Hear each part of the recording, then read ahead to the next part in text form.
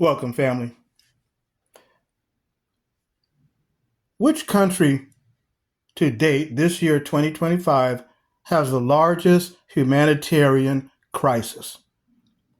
First off, it's deplorable and tragic that there is even such a thing of any kind of humanitarian crisis that exists on this planet. A planet, I might add, that is being mismanaged by powerful Gentile nations. The largest humanitarian crisis that is occurring right now is Sudan. Yet, do you hear anything about Sudan or South Sudan on the news? Hardly. In fact, the way the media covers international news, depending on what part of the world you live, but particularly Western media, you would probably think that Gaza is the number one crisis, followed by Ukraine, followed by Syria, so on and so on. And these places are definitely a crisis as well. But if you were just relying on the main media outlets to get your news, you would hardly hear a thing about the situation in Sudan. Followed by the situation in Chad and the Congo. So, what is causing Sudan, especially South Sudan, to have the largest humanitarian crisis in 2023, 2024, and now 2025? Well, it's civil war, which is just one reason.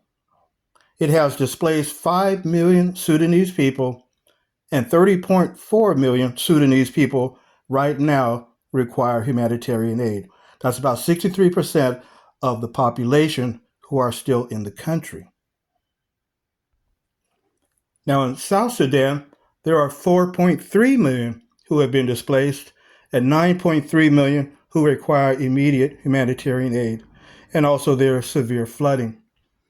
In the Democratic Republic of the Congo, there's 2.1 million Congolese displaced by the civil war there, and 21.2 million who need humanitarian aid, as well as in Chad, we have 7.8 million people who need aid due to the conflict in that region, and nearly 2 million people fleeing Sudan have found temporary shelter in Chad. But the question is, why are these civil conflicts taking place between the Sudanese government and the RSF, the Rapid Support Forces, the armed military, paramilitary group? Well, the real question should be who are backing both sides of this conflict?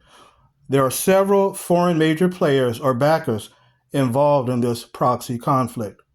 We've all heard the old saying, follow the money.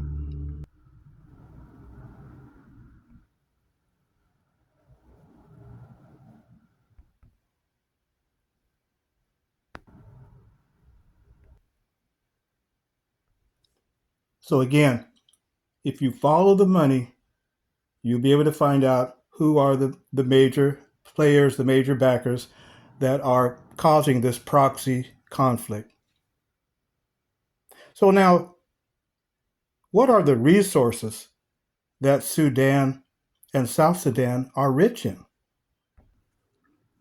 They're rich in iron, copper, chromium, zinc, tungsten, silver, diamonds, oil, and gold. Now, due to the recent conflict in South Sudan, the South Sudanese government has allegedly blamed the UAE because of the gold smuggling that is very prominent. Many reports have shown that there has been much gold smuggling out of South Sudan to the UAE, but that is alleged. And there was a recent attack on the port there in South Sudan, which is their oil refinery in Port Sudan. So again, all these resources that Sudan is rich in, and yet there's this humanitarian crisis. So again, follow the money, and we know who is behind these civil wars. Why are weapons showing up? Who is supplying these paramilitary groups with these weapons? So I think we all know the answer to that. But family, will there be one day when there will be no humanitarian crisis in this planet? Yes, there will be. We have the Most High's promise. Notice with me in the Hebrew scriptures in the book of Daniel.